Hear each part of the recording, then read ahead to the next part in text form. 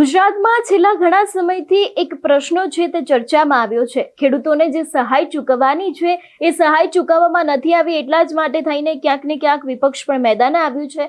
ખાસ કરીને જો વાત કરવામાં આવે ઉમરાળાની, તો ઉમરાળાની અંદર પણ ક્યાંક હવે કોંગ્રેસ મેદાને આવ્યું છે।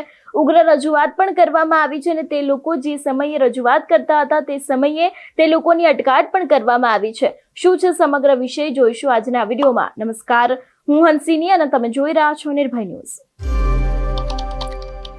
ગુજરાતમાં છેલ્લા ઘણા સમયથી ખેડૂતોની સાથે અન્યાય થઈ રહેલો છે, ત્યારે ખાસ કરીને ઉમરાળા તાલુકાના ખેડૂતોને પાક નુકસાનીનું વળતર મળે એ માટે પ્રતિક ઉપવાસનું આયોજન કરવામાં આવ્યું હતું, જેમાં ધરણા બાદ પોલીસ દ્વારા કોંગ્રેસના દરેક નેતાઓની ક્યાંક અટકાયત કરવામાં આવી હતી। ખેડૂતોના માટે ઓરમાયું વર્તન કરનાર આ સરકાર અને ગઢડાના ધારાસભ્યની શાન ઠેકાણે લાવવા માટે કોંગ્રેસ સમિતિ જ્યાં સુધી ખેડૂતોને સહાય નહીં ચૂકવાય ત્યાં સુધી આશ્ચર્યજનક કાર્યક્રમો કરશે તેવી પણ ચીમકી છે તે કોંગ્રેસના નેતાઓ દ્વારા ઉચ્ચારવામાં આવી છે। સૌથી પહેલા તો કોંગ્રેસના નેતાએ વધુમાં શું કહ્યું તે સાંભળીએ। પ્રતિક ઉપવાસ કરવા એક નારો નથી લગાડ્યો, અહીંયા સુધી આવતા હજી સુધી એક નારો નથી લગાડ્યો, નથી કઈ પ્રદર્શન કર્યું, તો બેસવા તો દો શક્તિભાઈ। છતાંય નથી બેસવું, તમે લેખિત આપી દો કે આ ટાઈમ એક્શન કરી દેશે સરકાર, તો અમને નથી બેસવું છે ભાઈ, અમને નથી બેસવું। 5-7 જણા બેસો એવું નહીં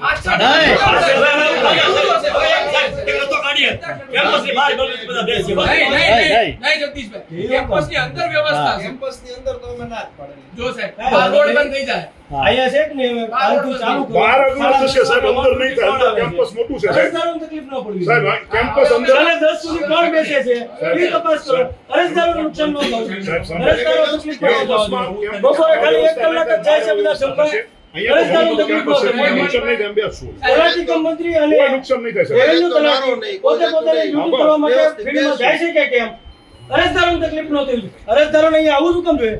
સરકારશ્રીની એવી ગાઈડલાઈન છે કે અરજદારોને તકલીફ પડે તો ઘરે જઈને એની સુવિધાઓ પૂરી પાડો। સાહેબ, કોઈ તલાટી જતા નથી, કોઈ રેવન્યુ તલાટી જતા નથી, કોઈ ફિલ્ડમાં સર્વે કરવા જતા નથી, તમામ લોકો કાગળ ઉપર કામ કરી અને ખેડૂતોને અને તમામ મજૂરોને, ખેત મજૂરોને બધાને અન્યાય થવા કાર્યક્રમો કરે છે। સાહેબ ધોવાણ થઈ ગયા, પાળા ધોવાઈ ગયા, ખેતરો ધોવાઈ ગયા સાહેબ, કયું સર્વે હું તમને દેખાડું 4 ગામમાં જઈ સાહેબ, કયું સર્વે થયું, ધોવાણ થઈ ગયા છે, કેટલા ખેતરો ડેલિગેશન સાથે તમે આવો 100 ખેતર હું બતાવું કે જેમાં તમને કોઈ ખેડૂત વાવી ન શકે એવા ખેડૂત છે। 4 તાલુકાનો રાહત પેકેજ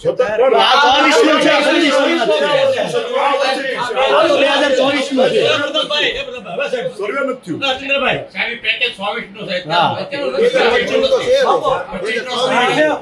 આજ રોજ ઉમરાળા તાલુકા કોંગ્રેસ સમિતિ દ્વારા ખેડૂત, ગરીબ અને ગામડાના પડતર પ્રશ્નો માટે ખાસ કરીને ખેડૂતોને જે કૃષિ રાહત પેકેજ 2024ની જાહેરાત થઈ હતી, પણ 14 અને 28 જુલાઈ સુધી આ અરજી કરવાની હતી અને 21 જુલાઈ થઈ ગઈ છે, છતાં અરજીનું પોર્ટલ ચાલુ નથી થયું।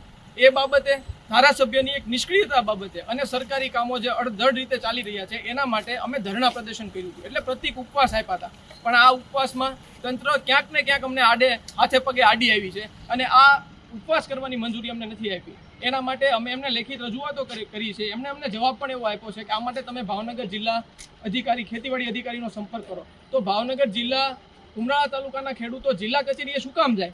જિલ્લા ખેતીવાડી અધિકારીને સરકાર પગાર આપે છે, તો અધિકારી આવે, ઉમરાળા તાલુકાની મુલાકાત લે અને ખેડૂતોને જવાબ આપે। જો આ વાત નહીં થાય, આજ જે પોલીસે અમાનવીય વર્તન કર્યું છે અને તંત્રએ જે જવાબ આપ્યો છે એને અમે ચીમકી આપીએ છીએ કે જો આ 1 અઠવાડિયામાં ખેડૂતોને જવાબ નહીં આપો તો આશ્ચર્યજનક પ્રોગ્રામ એક પછી એક કાર્યક્રમની હારમાળા ઉમરાળા તાલુકા કોંગ્રેસ સમિતિ આપશે અને એના સંપૂર્ણ જવાબદાર ખેડૂતોના જવાબદાર આપ રહેશો। ધન્યવાદ। આ પરિપત્રમાં 5મા ક્રમાંકે પ્રતિશ્રી કરીને મામલતદાર સિંહોન મહુવા ગોગા ઉમરાળા એનો મતલબ અમારા સંપર્ક અધિકારી તમે અને આ તાલુકામાં કોઈ પણ ને કઈ પણ પ્રશ્ન થાય ને તો કાં હું મામલતદાર ઉમરાળા પાસે આવું, કાં હું પીએ ઉમરાળા પાસે જાઉં અને કાં હું ટીડીઓ ઉમરાળા। આના કરતા હું બીજા કોઈ અધિકારી ઓળખતો નથી જિલ્લામાં, જેને જે કરવું કરે મારા વાયા કોન્ટેક્ટ તમે છો। એક ચેન થી આપણે કામ કરીએ છીએ, વર્ષોથી કામ કરીએ છીએ। ભાજપ સરકારમાં નહીં, કોંગ્રેસની સરકાર હતી ને ત્યારે એક ચેન થી જ કામ થતું હતું કે નીચેના તલાટી મંત્રીને ફરિયાદ કરો તો તાલુકામાં આપે, તાલુકા અધિકારી પ્રાંતને આપે, જેમ જ્યાં આપ્યું જિલ્લા પંચાયતમાં આપે, પણ એ સાંકળથી સાહેબ કામ થાય। એ સાંકળ તોડીને તમે એમ કહો કે ખેડૂતોને કે તમે ન્યા જાઓ, ન્યા સાહેબ નહીં કરો। આ પહેલી વાત। ખેતીવાડી અધિકારી તમે આ નકલ રવાના ન કરે, તમે એને પત્ર લખો મામલતદાર ઉમરાળા તરીકે કે તમે વહેલામાં વહેલી તકે ઉમરાળા તાલુકાની મુલાકાત આવો। કાકા તમે એની તારીખ જાહેર કરો કે આ તારીખે ખેતીવાડી અધિકારી ભાવનગર આ જગ્યાએ બેસશે, ન્યા ઉમરાળા તાલુકાના ખેડૂતોને લઈને અને ઈ મને ત્યાં જવાબ આપે કે આ કઈ તારીખે ફોર્મ ચાલુ કરવા અને નો ચાલુ કરવો હોય તો બંધ કરી દે. પણ આ ઘડિયાળ તોડીને કાગડો પકડીને પગ પકડીને ખેંચવાની છે ને અમને ઓકાત બતાવવાની પોલીસ પ્રયત્ન કરે છે ને અમે ઓકાત બતાવશું. પ્રશ્ન છે સાહેબ, આ મારી પાસે વિડિયો છે, મારી ઘડિયાળ ખેંચે, મારા ચંપલ ખેંચે, કપડા ફાડે, આ કઈ રીત છે?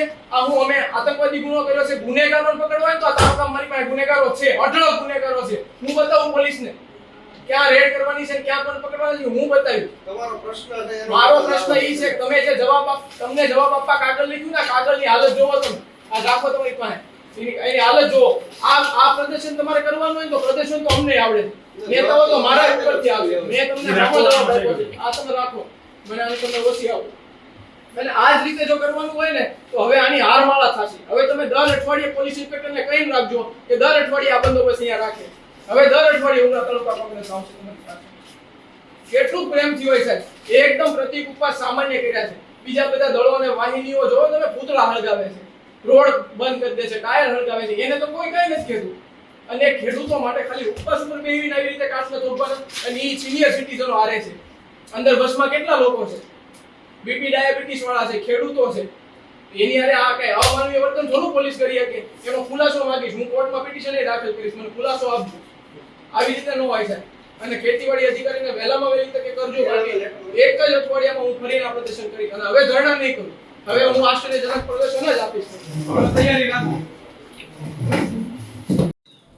ઉમરા તાલુકા કોંગ્રેસ સમિતિ દ્વારા ખેડૂત, ગરીબ અને ગામડાના પડતર પ્રશ્નો માટે આજે ધરણા પ્રદર્શનનું કાર્યક્રમ કરે, પણ મામલતદાર ઉમરાળા અને પોલીસ ઇન્સ્પેક્ટર શ્રી ઉમરાળા દ્વારા આ ધરણા પ્રદર્શનને અધવચ્ચે અટકાવી અને અમને ડિટેન કર્યા છે.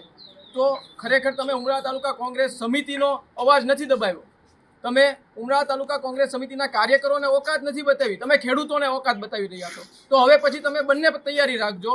હવે ઉમરાળા તાલુકા કોંગ્રેસ સમિતિ ખેડૂત, ગરીબ અને ગામડા માટે દર અઠવાડિયે, જ્યાં સુધી જિલ્લા ખેતીવાડી અધિકારી આ રાહત પેકેજનો જવાબ ન આપે ત્યાં સુધી દર અઠવાડિયે અમે આશ્ચર્યજનક કામગીરી કરીશું. અને એના સંપૂર્ણ જવાબદાર મામલતદાર ઉમરાળા અને પોલીસ ઇન્સ્પેક્ટર શ્રી ઉમરાળા રહેશે. ધન્યવાદ. તમારું શું માનવું છે આ વિષયને લઈને અમને કમેન્ટ કરીને ચોક્કસથી જણાવજો. તેની સાથે અમારી ચેનલ નિર્ભય ન્યૂઝને લાઇક, શેર અને સબસ્ક્રાઇબ કરવાનું ભૂલશો નહીં. નમસ્કાર.